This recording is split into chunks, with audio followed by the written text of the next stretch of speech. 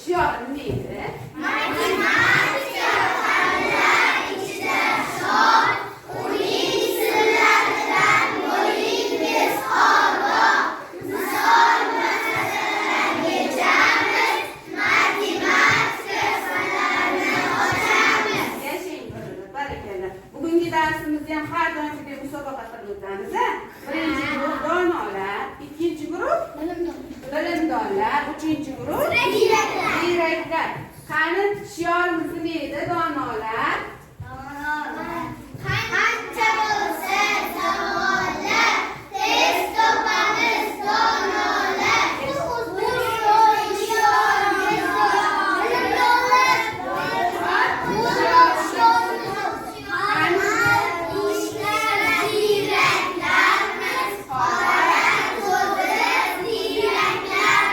Yashanglar barakallah. Darsimizni boshladik. Hamma dars kitobiga qarang. Qalamlarimiz tayyormi? Bundan oldin televizorga bitta qarab oling.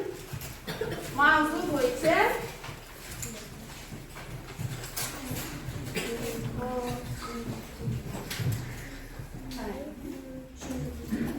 Sizlar berilganlardan foydalanib to'g'ri tenglik tuzing.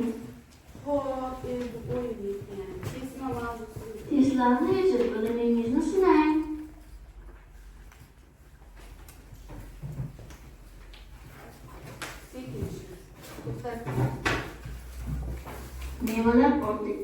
Mevalar ortiga misollar bekitilgan. Misollarni to'g'ri yechsangiz, mevalarni tipratikan terib oladi. Qarang, ishlaymiz birinchi eng tepadan boshlaganimizda. Yetishtirgan bolalar. Barakalla. Hop, ana.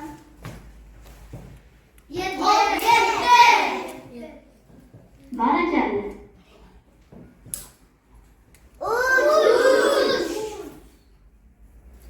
Barakalla.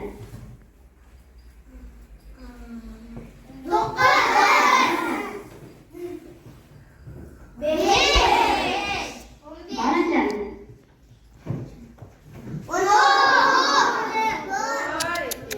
Yana bir bor o'ylab ko'ring.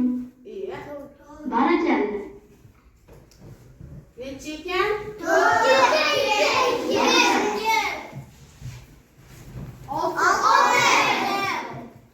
Barakalla.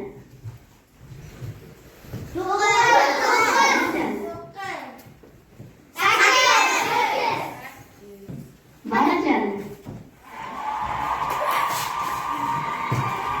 Bolalar shakllarni yasang va bo'yang.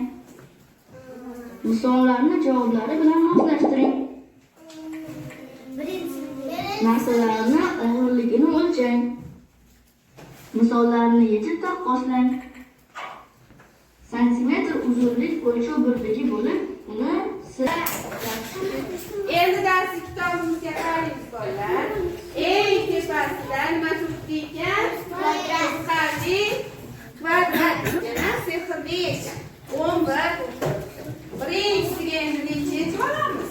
11 chiqishi uchun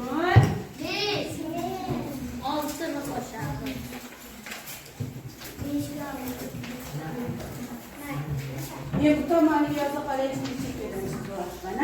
Qarang, o'z ekan.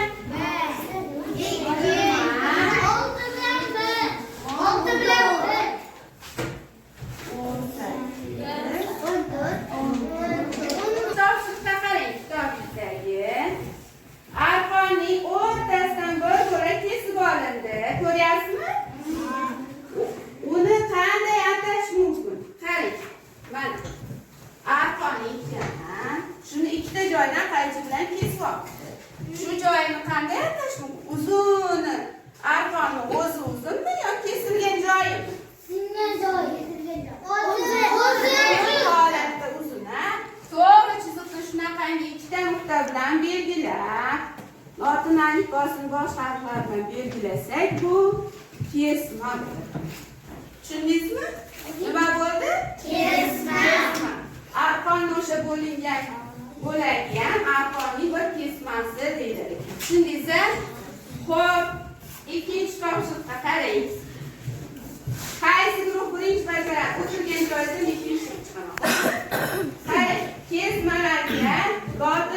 asosini harflarni qo'yib chiqasiz. Sana ichida nechta kesma bor ekan? Birinchi qator, ikkinchi qator. Qaysi qator tez qator?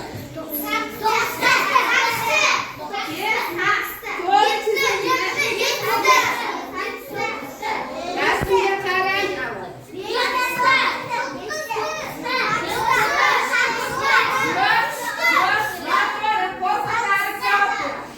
Qani bu yerda? Yo'q, noto'g'ri. Yo'q, Shinozat. Yo'q, Adinaboy. Yo'q, Bekoyim. Yo'q, qani? To'g'ri, Behruz to'g'ri aytdi. 3ta ekan. Chunki mana to'g'ri chiziqni ikkita nuqta bilan chegaralangan qismi kesma. Qolgani kesma emas. Ana o'sha kesmalarni endi harflar bilan belgilang. Birinchisiga yozamiz. A, B, ikkita nuqtali. Yozdingizmi? Keyingisi mana bu ekan.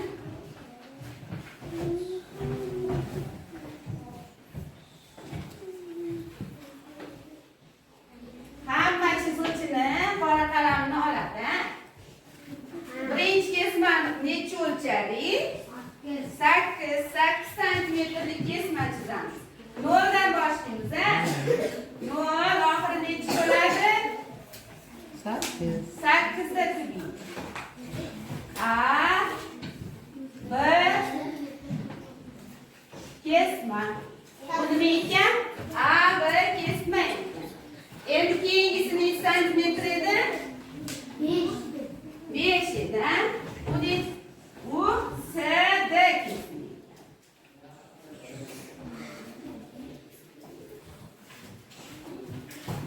Siz bu sonlarni yozmaysiz. Sizga bilsin deb yozib qo'ying, xo'pmi? 08, 05 ni yozmaysiz. Yoniga misolini yozing. Gap. Yozing. 10 santimetr.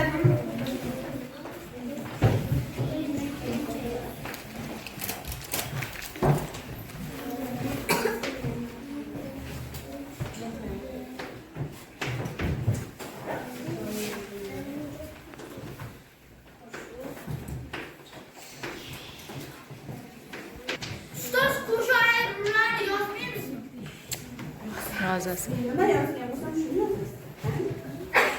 To'g'ri, nechiligini. Necha ekan? Endi nima qilamiz?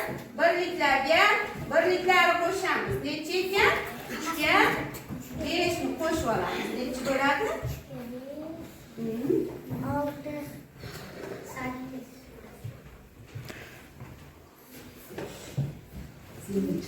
Beşga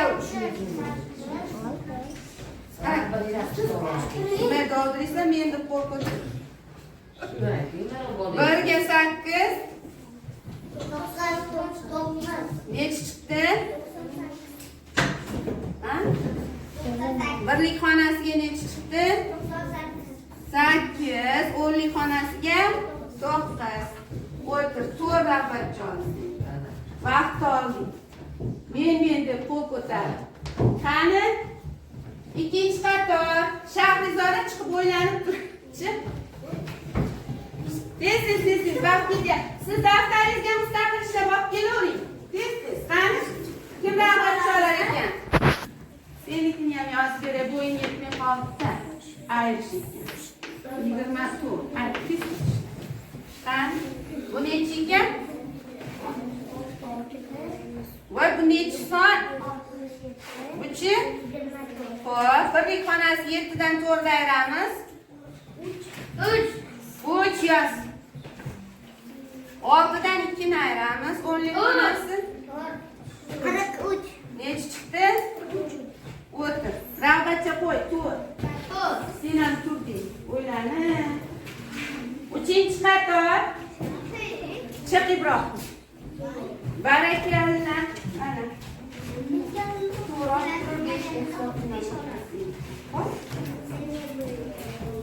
Basta.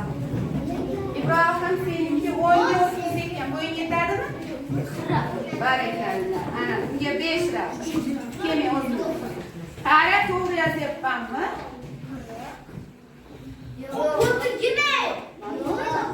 Nega? To'g'rimi?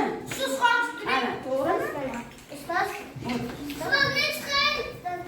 Ol Rabatchi. Barakalla. Mana juda chiroyli yozdi. Chiroyli ishlatdi.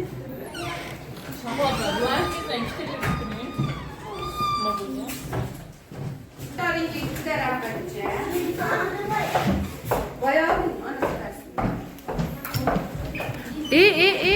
Gapirib ishlaymiz-da. Storinga Rabatchi.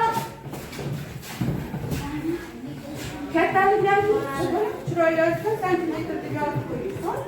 Tez yozib yettinchi bo'ladi. O'zlar chiroyli.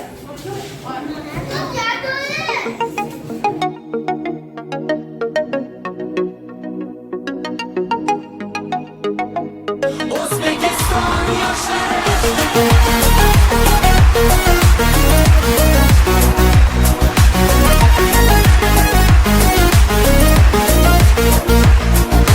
yoshmiz dilimizda ezgu ahd bo'lgay, har yurakda shiddat bo'lgay, shaxt bo'lgay. Yoshmiz dilimizda ezgu ahd bo'lgay, har yurakda shiddat bo'lgay, shaxt bo'lgay. Yurtboshimiz ko'rsatgan yorug' yo'lda manzilgacha yo'ldoshimiz baxt bo'lgay.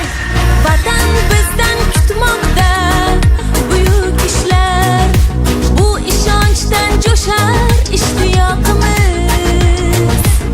Bunda jamdir barchinoy alpomishlar, ko'ksi baland yoshlar ittifoqimiz. Har ko'ngilni chaman etmoq uchun ham gullashaylik. O'zbekiston yoshlari buyuk kelajakka yetmoq uchun ham birlashaylik. O'zbekiston yoshlari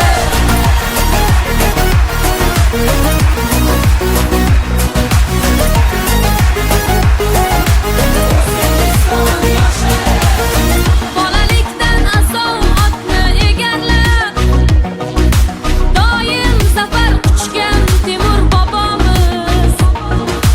12 yoshida taxtni egallab, yurt boshqargan bizning Bobur bobomiz. 9 yoshda Qur'onni yod bilgan kim? Eng ulug' muhaddis Buxoriy bobom.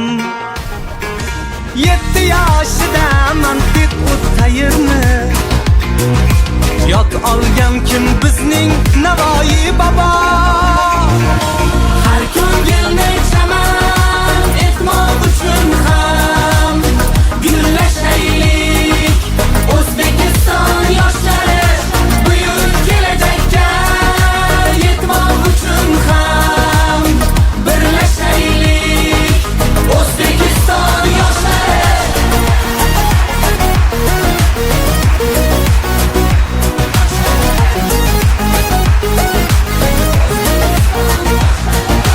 bu kun jahon maydonida ko'p yoshlar buyuk kelajakka yetmoq uchun ham birlashaylik. O'zbekiston yoshlari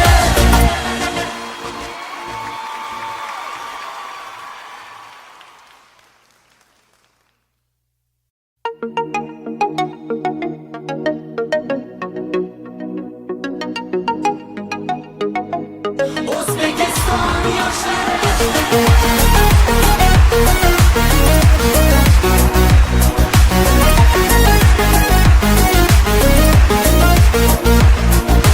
yoshmiz dilimizda ezgu ahd bo'lgay, har yurakda shiddat bo'lgay, shaxt bo'lgay.